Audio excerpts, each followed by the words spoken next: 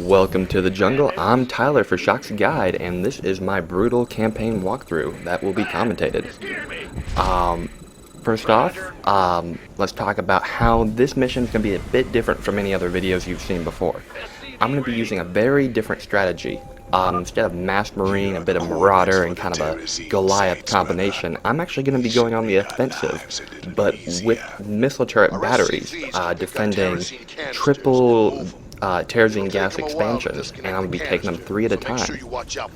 And that may seem a bit odd to you, but this mission is going to get wrapped up. I'm going to go 7 for 7, and it should take 10 or 15 minutes. It's going to be very, very quick.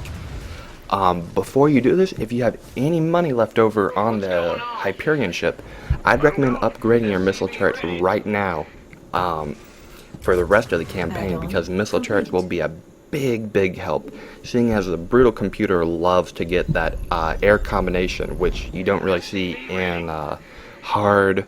Well, you do see in hard, but not to the same extent, or normal, or casual. A lot of people kind of overlook it, kind of, you know, shrug their shoulders and don't consider it valuable, but it is quite helpful. Now, seeing how it's going to be a little boring up until the action begins, I'm going to give you a little secret about this level. You can pick up a feat of strength, which is a hidden achievement. It's not listed anywhere, but if you do everything you need for it, you can get it. What you have to do, I think it's called the... I can't remember what it's called, but it's pretty simple to get. You have to destroy all Protoss forces and buildings on this level on normal, hard, or brutal. And that's pretty much it. It isn't relevant how much Terrazine you get. You just have to keep the Protoss from blocking you from, I think, 7, but it should be pretty simple. There's going to be a base in the upper right corner. It's a little mini base, and the majority of the Protoss base, I think they have 2 or 3 mineral fields back there, is going to be in the upper left hand corner. Now, a lot of this level is triggered on cues.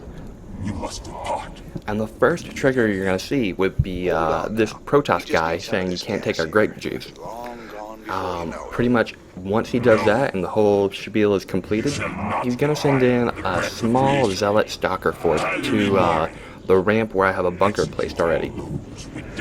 Very simple to defeat, and right after that you're going to want to get on the move and head to the upper, oh it really isn't upper, but the triple grape juice field at about 10 o'clock if you're looking at your base, and you, right there, and you view your base as a clock. That last one straight off to the left, you don't really have to get, as it's not well defended throughout the majority of the mission. Actually, it appears that their attack has come from the left side of my base, which is a little awkward. So go ahead and just wipe it out. It should be pretty simple if you put a reactor on your barracks at the beginning and you've been pumping out Marines and medics. And by the way, I have the upgrade for medics that allows them to be built at a normal barracks and not a tech lab only. Also, make sure to send about 4 or 5 SCVs with your attacking force, as we will be using the missile turret offense.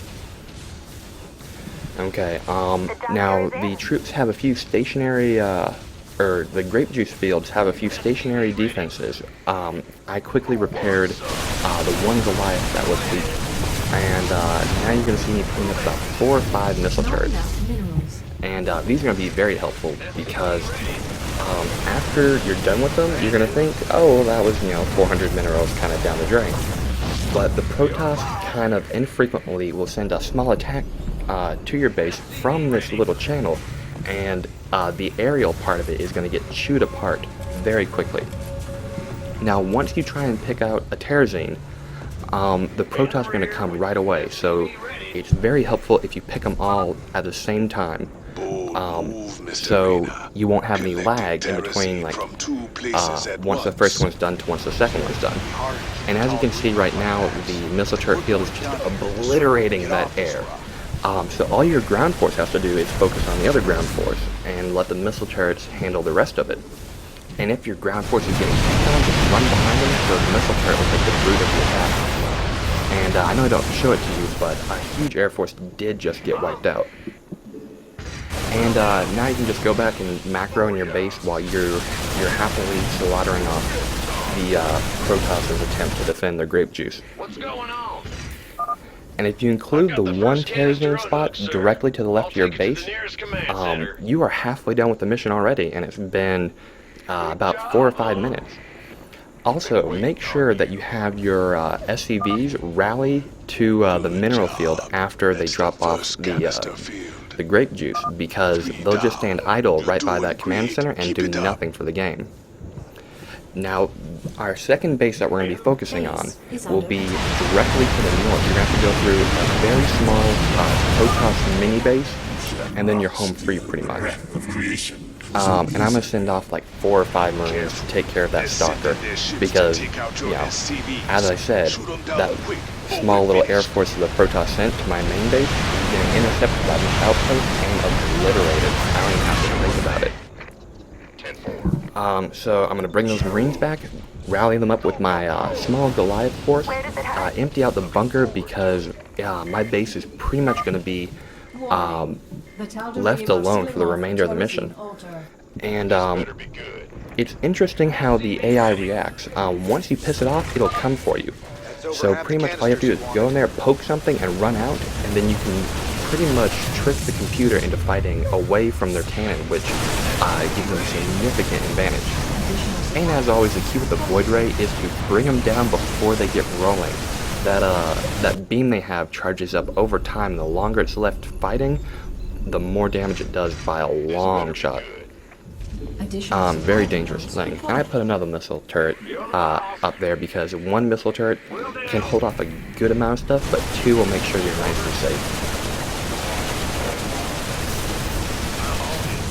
And now I'm just cleaning up the little mess left by the Protoss in their base and sending out some SCVs. And it's very important that you continue to build workers at your command center, because the one drawback to this style of play is to use a lot of SCVs, and more often than not, they're not going to make it back home.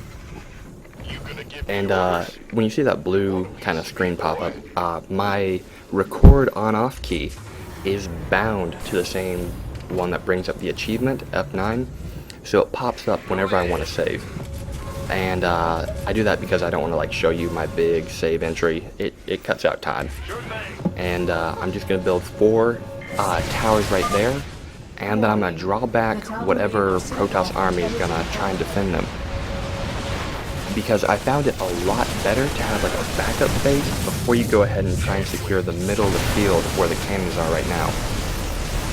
One thing this strategy is kind of weak against is the Colossus if you're not near a missile turret. Missile turrets actually can attack Colossi. They're vulnerable to both air and ground attack, whereas they can only shoot ground, which is just kind of a fun little fact. And now I'm putting up this missile turret field. Although, just for note, when you go ahead and do this, it probably will be a bit more helpful if you put it right about where that medic is in the back, kind of more in the middle of the 3 of them. Of the 3 grape juice fields, that is. For whatever reason, I put them a little far back than what would be helpful. And, you know, it still obviously does a good amount of work, but it could have been more efficient with the uppermost grape juice field. Gotcha. And blah blah blah. Go ahead and build my stuff. I'm not going to build a refinery, that wouldn't help out. And then I'm going to send in what forces I have rallied to the Protoss mini base. So right about now, I'm going to just get the final points of importance ironed out for my attack plan. As you can see, the strategy works out pretty well. There isn't many drawbacks to it, as long as you're prepared and you know your weakness. I'm gonna go ahead and take those little Terrazine things, and I'm gonna do them all right now at the same time, so the Protoss will have a much shorter window. Rather than going for one, then the other, then the other, it takes 3 times as long as it would if I took all 3 at the same time. But one thing to keep in mind, if an enemy force came in the back door where that small little Marine Goliath force was, they would attack the worker until something attacked them back. So you always want to have something near that SCV so you don't have that get picked off.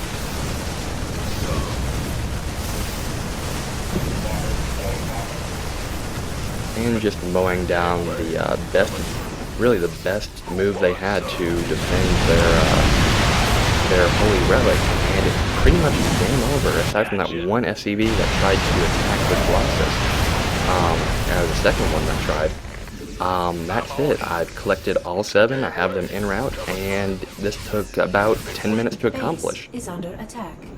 Once again, I am Tyler, reporting for Shock's Starcraft Guide, and this has been my campaign walkthrough. We just need one more canister. Under attack. Warning. The Tal'Darim are sealing off a Terrazine altar.